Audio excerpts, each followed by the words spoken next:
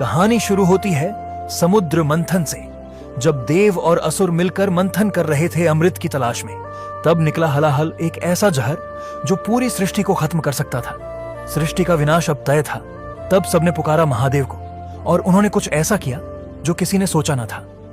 उन्होंने वह जहर खुद पी लिया और अपने कंठ में ही रोक दिया ताकि जहर आगे न जाए, और महादेव का गला हो गया नीला और वे जाने गए नीलकंठ के नाम से। और तब से पूरा भारत मनाता है सावन मास। इस दौरान भक्त सिर्फ शाकाहारी भोजन खाते हैं। हर सोमवार को रखते हैं भक्त सावन सोमवार का व्रत। शिवलिंग का रुद्र अभिषेक किया जाता है ताकि उन्हें ठंडक मिल सके। लेकिन यह सिर्फ धर्म नहीं, इसके पीछे छिपा है 3 वैज्ञानिक कारण। पहला कारण, सावन का महीना। भारत में यह पीक मानसून का समय होता है। इस समय हवा में ज्यादा नमी के कारण बैक्टीरिया और वायरस पनपते हैं, जो इंसानों में बीमारी और जानवरों में फ्लू फैलाने की संभावना बढ़ा देते हैं। और इस मौसम में मांस बहुत जल्दी खराब होता है। पुराने जमाने में आधुनिक स्टोरेज नहीं होने के कारण यह खराब भोजन कई परिवारों में बीमारी फैलाने का कारण बनता था। दूसरा कारण, पाचक अग्नि।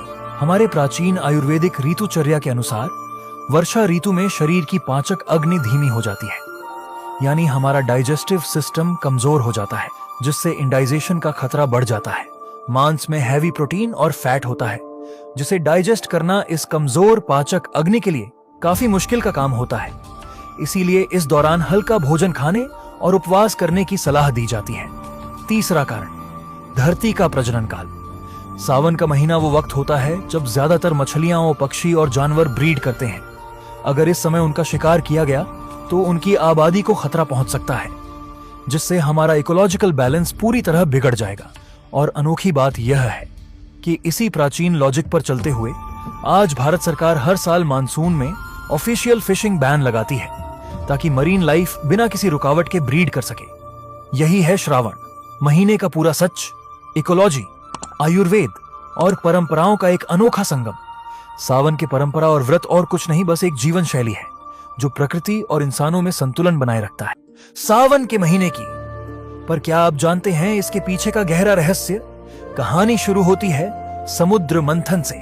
जब देव और असुर मिलकर मंथन कर रहे थे अमृत की तलाश में, तब निकला हलाहल एक ऐसा जहर जो पूरी सृष्टि को खत्म कर सकता था। सृष्टि का विनाश अब तय था।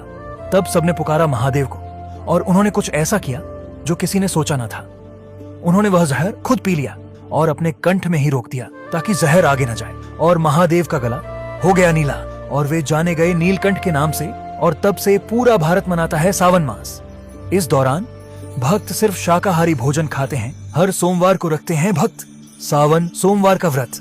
शिवलिंग का रुद्र अभिषेक किया जाता है ताकि उन्हें ठंडक मिल सके। लेकिन यह सिर्फ धर्म नहीं, इसके पीछे छिपा है 3 वैज्ञानिक कारण। पहला कारण, सावन का महीना। भारत में यह पीक मानसून का समय होता है।